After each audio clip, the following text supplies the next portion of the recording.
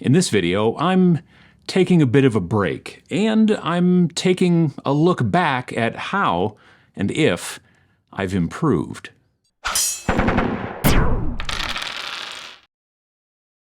It's been a heck of a year so far. Very, very busy.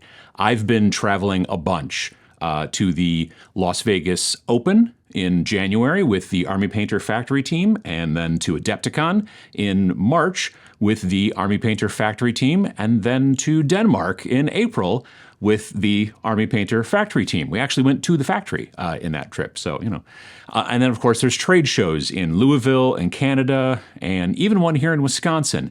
And all that time, Vince and I were also working on and then also released our new game, Pachow. And then last weekend was the Tabletop Minions Expo, a little convention that I run here in town, and it was a great time. And like I said, busy.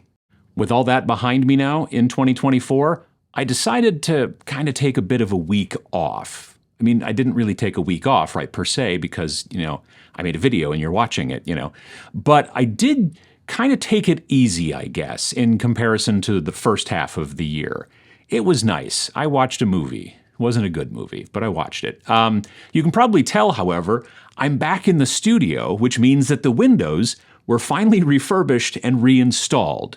So I did spend some of this week relaxing, putting all the big curtains back up, you know, and all that kind of stuff, and trying to get everything all back to normal here. And it's not quite. I still feel like everything's not quite in exactly the right position as I was used to, so I'm going to apologize in advance for all of that. But while I was going through all the stuff here in the studio, I was thinking. Moving stuff around and kind of like unpacking, I came across a bunch of miniatures here in the studio. Mostly miniatures that have been in videos over the years and haven't really been seeing any like actual play or tabletop time recently.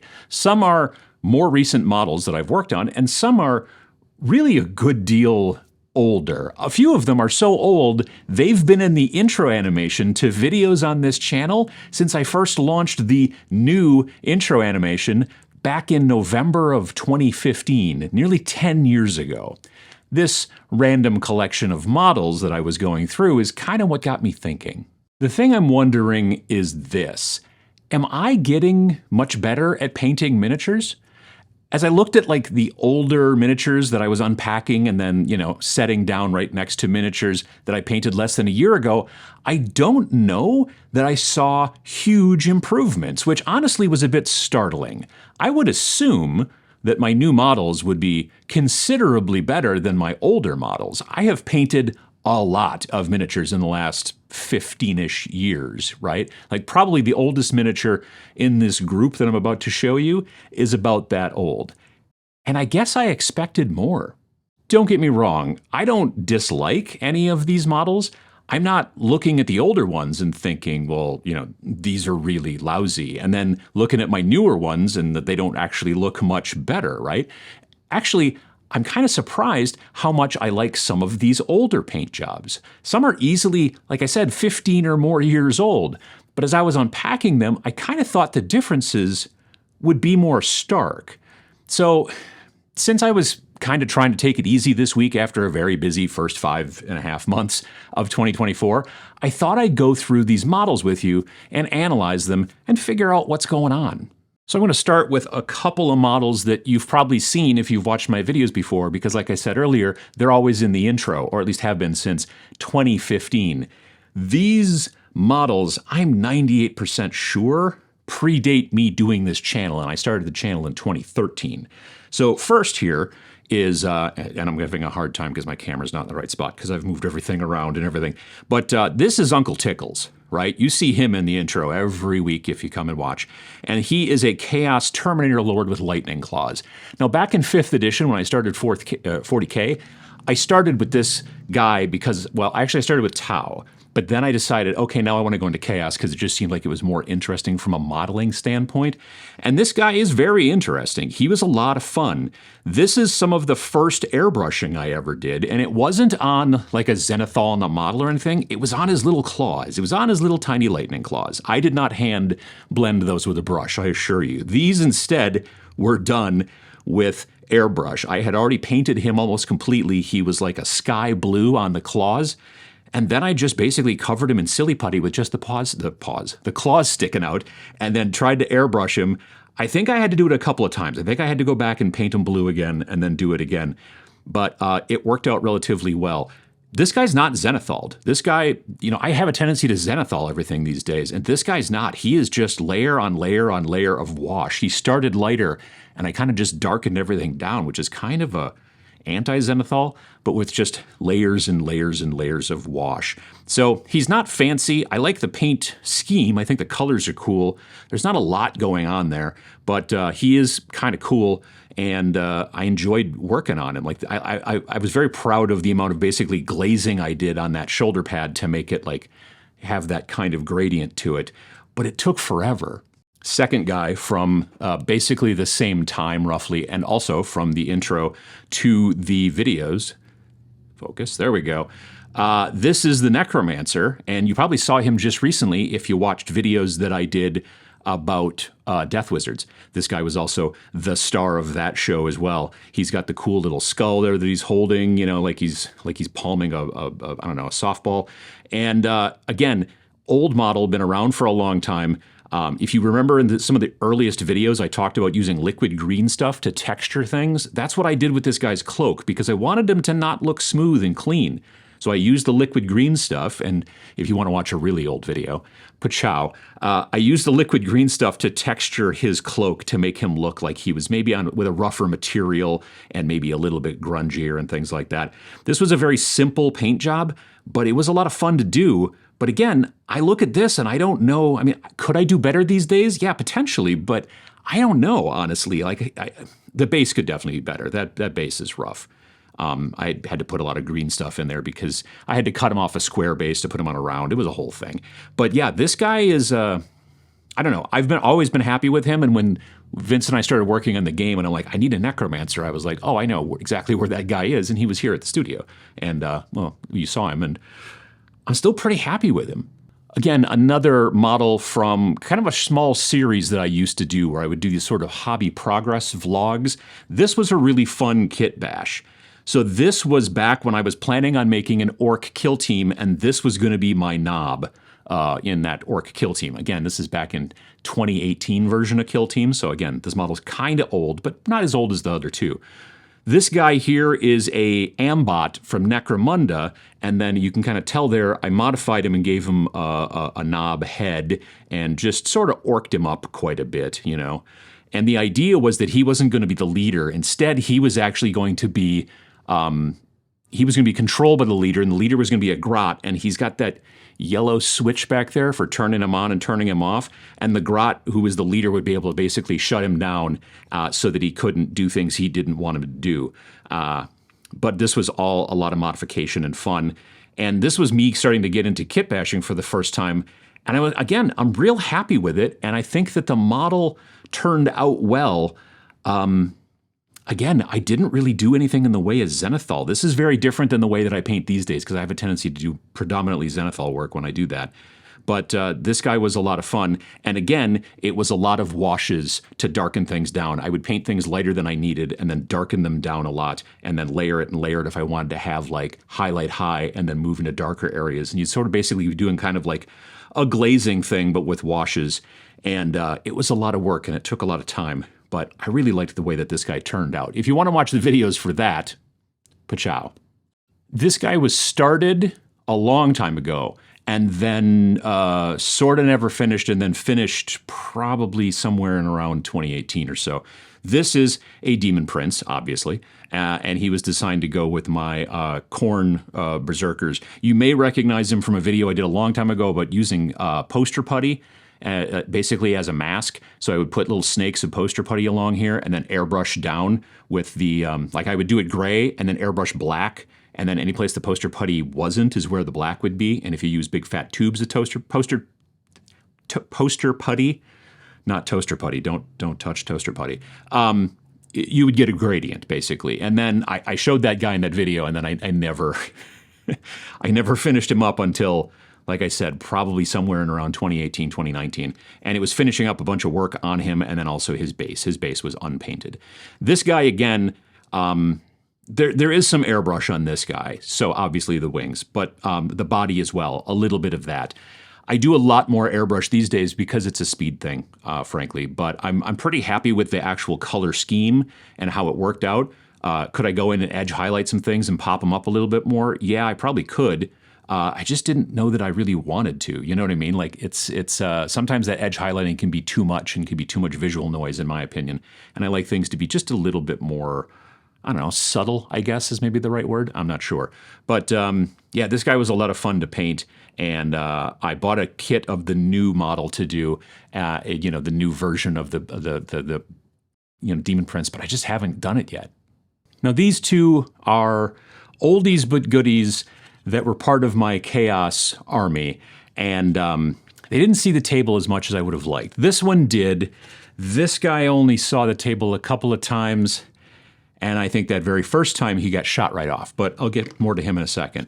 This is a Helldrake, obviously, from Chaos Space Marines, and this is where I really learned that metallic paints are very important, especially when you have so much trim, so much of it to cover. It's just really important to make sure you have the right metallics. These days, I would have used Army Painter Speed Paint metallics because they're incredibly fluid and quick, and you can work them on trim like this very quickly. The gold I ended up using here was some GW stuff that's very gummy. It doesn't look good, which is why I went back over and did a lot of sponge painting of like rust effects and things like that over the top of these models, specifically because it just was going to help cover up a lot of the brush strokes and all the stuff in the very kind of thick gold. The silver is a little bit better. The silver was an airbrush paint that I used to use a ton all the time, and it was very fluid, and you could brush it on with a regular brush, and it would speed things up that way, and it covered pretty well.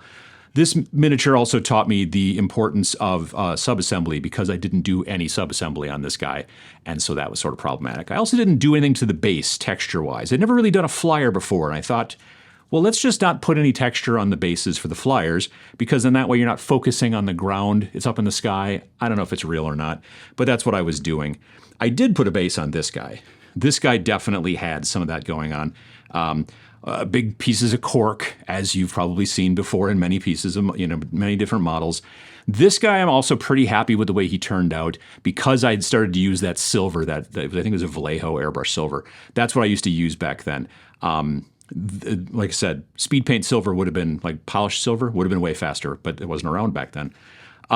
Again, there's a lot of rust. You can see a lot of rust that I sponged on in his chest to cover some spots and things like that. And it gave him kind of a vibe. This guy's a little dusty, I'm not going to lie as well. He's also magnetized. His head comes off, but then I don't even know where the other option is anymore. So I magnetized him with the idea that at some point I might switch him, and then I never did. Like I said, the very first time I brought this guy out on the table, I was very excited, and I lost first turn, and then he got shot off before I got to go turn one. So yeah, that'll happen. But this guy was pretty fast, I'm pretty happy with both of these guys, but they weren't fast, partially because of the way that they are. There's just so much little trim and all that stuff around, but also just because I was using paints that didn't really give me the benefit of speed. When 8th edition came around, it was then time for the Death Guard, and I really enjoyed working on this bloat drone.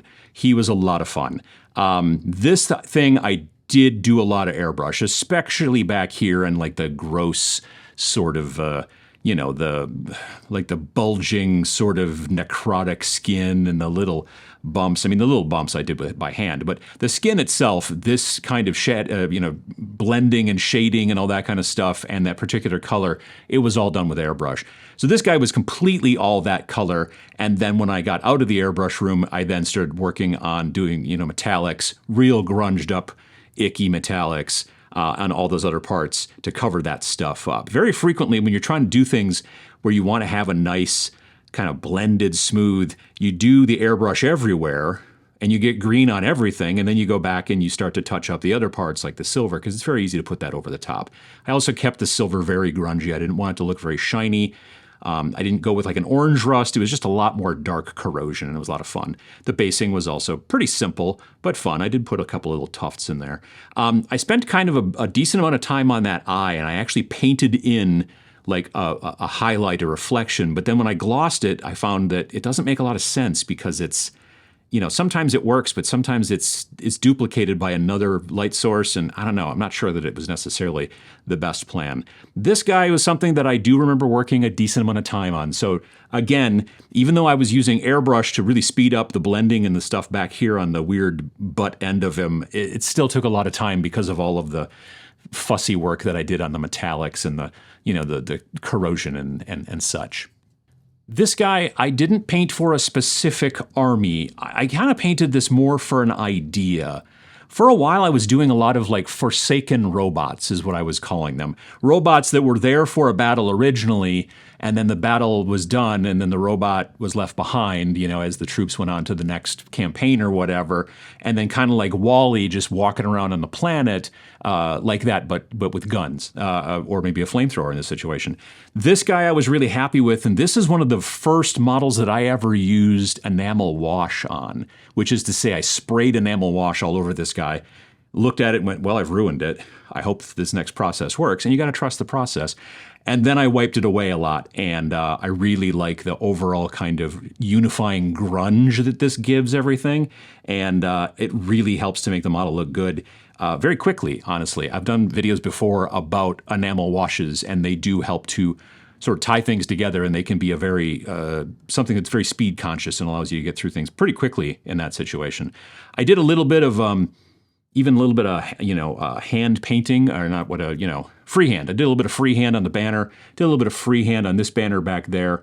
It won't focus on it very well. Also, it's not very good, so it doesn't really make it that important. But I'm still pretty happy with this guy, and he wasn't the fastest model, but it was definitely speedy, and it made it easier to kind of work with. So yeah, definitely moved down this road, and it really started to get better to work on models like this, and to use that same sort of effect, that stuff, the enamel wash. You really start to wipe it away, and it works out really well. These last three models are all from Combat Patrols, which means that they've all been done in the last year, because 10th edition came out last June, like late June, and it's not quite a full year yet. Let me go by who I did first. I would say it would be this fella here. This is the Armored Sentinel from the Combat Patrol for Imperial Guard. I really enjoyed working on this model. I painted this guy on Twitch, so if you follow me on Twitch, which you could do, the link is right down there in the description. I paint twice a week there, and this guy was done completely on Twitch. I didn't work on him off camera. Maybe I did the decals. I don't remember exactly if I did decals on camera or off camera. Those might have been off camera. But otherwise, the rest of this guy was a lot of fun to work on. I really enjoyed, because I had the plan already ahead in my mind of like what he was going to look like, what the overall scheme of the whole force was going to look like. So again, mostly airbrush. Very little non-airbrush on this. Obviously, the metallics and the things that I went in the details, that missile and all that kind of stuff. But most of the rest of this stuff was very quickly done with airbrush, including the basing and all that kind of stuff. The basing, I just added a little bit of airbrush. Most of it was actually just a simple color and some washes, but everything else, except for the decals, of course. This was me getting back into decals for the first time in a long time. Previous decals I had done, I think, were Flames of War tanks, which are also in that opening intro when you're watching the video. I'm getting more into decals again so that I can kind of learn more. And this made a lot of sense because it's a lot of flat area, but I'm still not good at them on shoulder pads. So this model was a lot of fun to work on. And then after that was this guy. This was the Necron Doomstalker. Focus, there we go. And this guy was also a lot of fun. This guy was also speedy.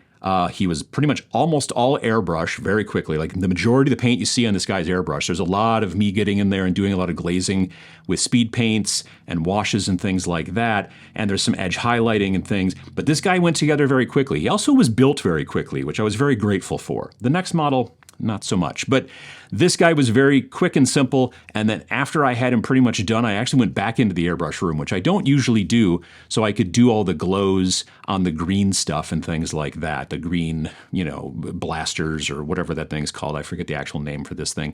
A lot of that was done with airbrush, and also like the scorch marks as well on the ends of the gun there. also done with airbrush. It speeds things along quickly and gets the model done. The basing was pretty simple, but there's a lot of texture, but I didn't get too fancy with it.